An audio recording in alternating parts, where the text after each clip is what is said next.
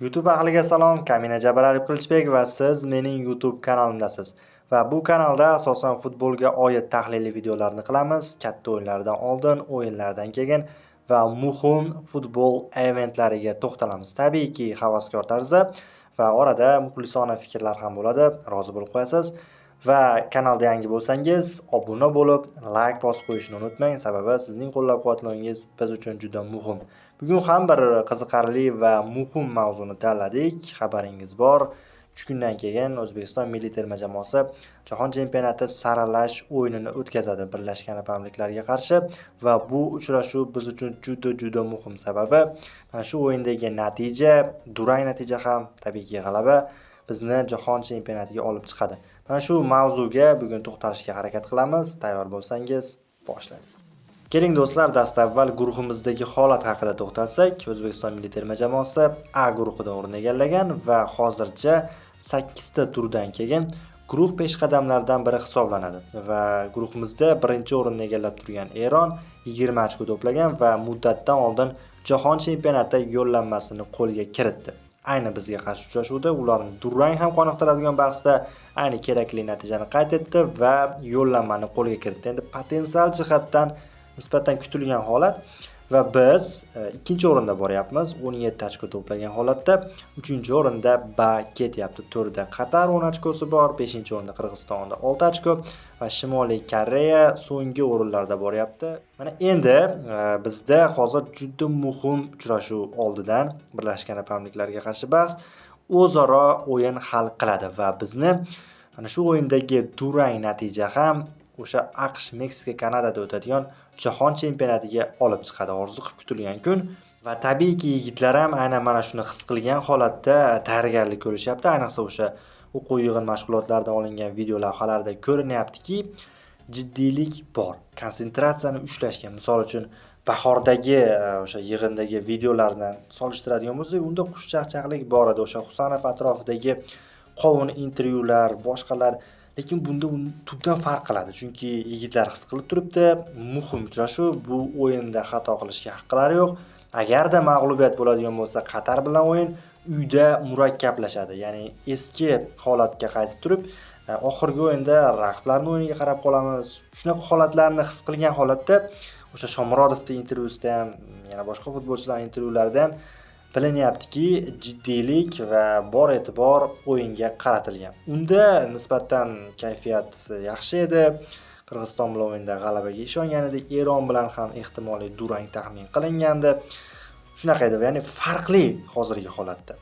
Va bu bir tomondan muxlislarni quvontiradiki, terma jamoamiz mana balansni ushlagan, fokusni bir tomonga qaratgan va g'alabadan umid bor. Mana masalan menda arablarga qarshi uchrashuvda hech qanaqa yutqaziq, umuman yutqaziqni o'ylamayapman va bo'lmadi deganda durang o'sha kerakli ochko, maksimum g'alabaga ishonyapman. Chunki terma jamoamizda futbolchilar ancha yaxshi kayfiyatda kelyapti. Juda ko'pchiligi sport formasini tiklab olgan. Hujum chizig'imiz ayniqsa ancha yaxshi. Igor Sergeyevni ayniqsa ochilib qolganligi bizga ayni qo'l keldi. Va keling shu joyda tarkiblarga e'tibor qaratsak. Demak, Temur Kapadze tanlov bilan quyidagi futbolchilar tarkibga jalb qilindi. Bular darvozabon pozitsiyasida O'tkir Yusupov, Abduvohid Ne'matov, Boturali Ergashev, himoya chizig'ida Rustam Ashurmatov, Abdulla Abdullayev, Abduqodir Husanov, Umar Eshmurodov va diqqat qiling, terma jamoaga qaytishni amalga oshiradi Islom To'xtaxo'jayev. Shuningdek, Husniddin Aliqulov, Hojiakbar Alijonov, Sanjar Nasrullayev va Farruh Sayfiyev. Va yarim himoyamizda quyidagi futbolchilar harakat qiladi: Odil Hamrobekov, Abbos Fayzullayev, Jamshid Iskandarov, Jaloliddin Masharipov, Oston O'runov, Otabek Shukurov, Abdurauf Boriyev, Akmal Mazgavoy, Ruslanbek Jiyanov, Hojimat Erginov va Aziz Turg'unboyev. Hujumda Eldor Shomurodov va Igor Sergeyev. Va juda optimal tarkibni tanlagan. Endi to'g'ri, ba'zi nuqtalarda boshqa variantlarni ham qo'llash mumkin edi, ayniqsa Superligamizda ochilib kelayotgan futbolchilar, lekin Kapadze o'ylaymanki, ayni tayyorlarini tanlagan. Ancha yaxshi tarkibni jalb etgan Temur Kapadze ko'rinib turibdiki, ayni hozirgi holatda optimal formadagi futbolchilarni jalb etgan deyishimiz mumkin va endi taktika qiziq. Taktika 4-4-2 bilan o'ynaydimi? 3-4-3 bilan o'ynaydimi yoki 4-3-3 bilan o'ynaydimi? juda qiziq. Endi 3 ta himoyachi bilan aniqki o'ynamaydi, chunki risk qilishni holati emas. Chunki Birlashgan Arab Amirliklari uyda o'ynaydi va hech bo'lmaganda o'yinni dastlabki daqiqalardan yoki o'yinni borishiga qarab turib ko'proq hujumkor o'ynaydi. Bunda 3 ta himoyachi bilan o'ynash biroz qiyinroq. Endi bizga natija muhimligidan kelib chiqadigan bo'lsak, Temur Kapadze balkim klassik tur 3-3 bilan o'ynashi ham mumkin yoki ikkita hujumchi bilan o'ynayman desa 4-4-2 taktik sxemasini tanlaydi. Tur 3-3 da bo'lsa, men taxmin qilyapman, mana shunaqa taktikada darvozada O'tkir Yusupov o'ynaydi. O'ng qanotda umuman variant yo'q, birgina Hojiakbar Alijonov va himoya markazida Abduqodir Husanov tabiiyki va men ko'pchilik Husniddin Aliqulovni aytish mumkin. Qo'shilaman, Husniddin Aliqulovni maydonda balansni ushlaydi himoyada, lekin tajriba jihatdan Superligadagi o'yinlarini ko'rib va umumiy fikr e'tibori bilan Umar Eshmurodovni aytgan bo'lardim. Umar Eshmurodov tushsa kerak ko'p ehtimol. Balkim Islom To'xtaxo'jayevni ko'rib qolarmiz, chunki bekorga tarkibga jalb etilmagan. Chap qanotda esa bu biroz bahsli, qaysi ma'nodaki ikkalasini ham har holda Superligada o'yinlarini ko'rganligimizdan Farruh Sayfiyev yoki Sanjar Nasrullayev ikkisidan biri. Sanjar Nasrullayev yosh va tez, ana shu e'tibori bilan hujumga yaxshi qo'shiladi. Farruh Sayfiyev 34 yoshda va tezligi u qadar yomon emas. Kurashuvchan, misol uchun out chiziqlarida yaxshi o'ynaydi, lekin men Nasrullayevni tanlagani ma'qulroq deb o'ylayapman. Shaxsiy fikrim. Agar tajribaga tayansa, Farruh Sayfiyevni tanlaydi. Shaxsan menga Nasrullayev yaxshiroq variantdek ko'rinyapti. 3 ta markaz bilan o'ynaydigan bo'lsa, bu umuman o'zgartirib bo'lmaydigan futbolchilar. Bular Otabek Shukurov hamda Odil Hamrobekov va Jaloliddin Masharipov. Agarda Oston o'rinib hujumda o'ynasa, hattoki Hojimat Erkinov tushadigan bo'lsa ham, Masharipov baribir ortda o'ynaydi va hujumda qanotlarda Abbos Fayzullayev. Chapga tanlov qiziq. Oston O'runov qanaqa kayfiyatda, qanaqa sport formada, mana shular juda qiziq. Men ko'proq Hojimat Erkinovni tushirgani ma'qulroq deb o'ylayapman, chunki Hojimat o'sha Eronga qarshi uchrashuvda ham surpriz bo'la oldi. Kutilmagandi umuman. Tushishi ham birinchidan taxmin qilinmagandi va tushib gol uryapti.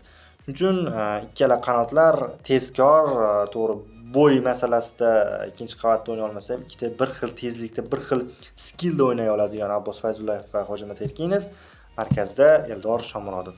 Bu shaxsan mening taxminim. Shu taktikada o'ynaydigan bo'lsa, tur 3-3 ancha foydali bo'lishi mumkin. 4-4-2 da o'ynasa, Igor Sergeyev tushadi.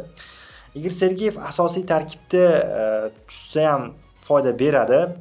Har holda Superligada juda dahshat statistika qayd etyapti. 9+2, gol plus assist, 9 ta gol urgan va eng yaxshi to'purar bo'lib turibdi. Va nihoyat o'zbek futbolchisi Superligada to'purar bo'lib turibdi. Biz Cherani davrini ko'rib yashadik. Mana endi Sergeyev ochilib qoldi. Shu tomondan 4-4-2 bilan boshlasa, gollar urish e'tibori bilan, hujumkorlik e'tibori bilan yaxshiroq bo'lishi mumkin. Lekin ko'proq Igor Sergeyevni zaxiradan tushishi foydaliroq deb ko'rinyapti, chunki ikkita hujumchi bilan boshlash bundan olib qaraganda u qadar zarurat ham emas. Eldor Shomurodov bir o'zi ham normal o'ynayapti, ortga qaytib turib vaziyat yarata oladi.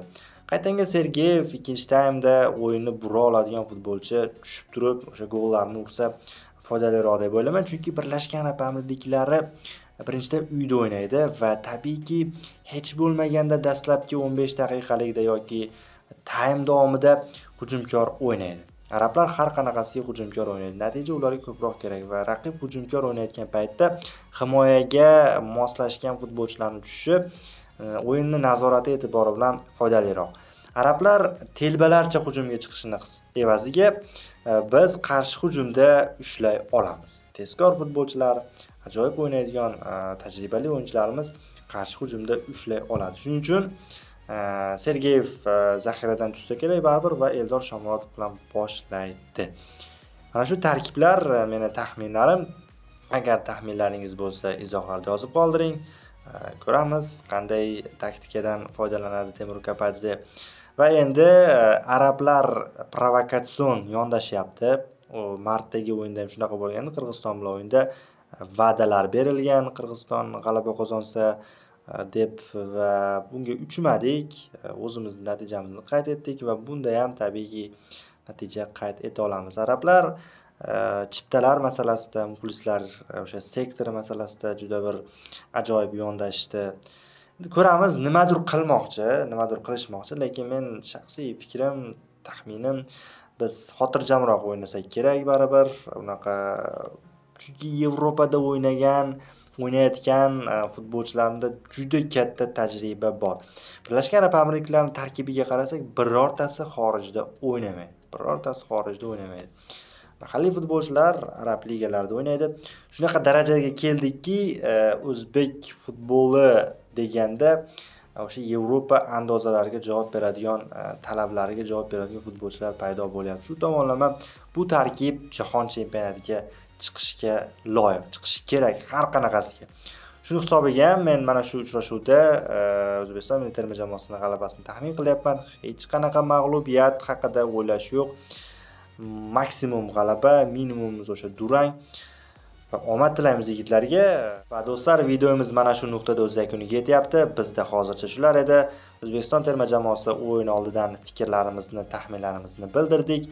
Video yoqqan bo'lsa, like bosib, obuna bo'lib qo'yishni unutmang. Izohlaringizni, fikrlaringizni kommentariyada yozib qoldiring. Taxminiy hisoblar, tarkiblar masalasida va O'zbekiston terma jamoasiga tilaklaringiz bo'lsa, yozib qoldiring. Nasib bo'lsa, Xudo xohlasa 5-iyundagi bahsda futbolchilarimiz Jahon chempionati yo'llanmasi bilan butun o'zbek futboli muxlislarini xursand qiladi degan umiddamiz. Bayramona tuhfa taqdim etishadi degan niyatdamiz. Nasib bo'lsa, o'sha o'yindagi natijadan keyin yana bitta tahliliy video qilamiz. U yerda mazmunliroq bo'ladi. Bu yerda taxminlar, fikrlar bo'ldi. U yerda chizgilar bo'ladi. Demak, do'stlar, mana shu yergacha kuzatgan bo'lsangiz, barchangizga rahmat. Like bosib, obuna bo'lib qo'ying. Keyingi videolarda ko'rishguncha xayr.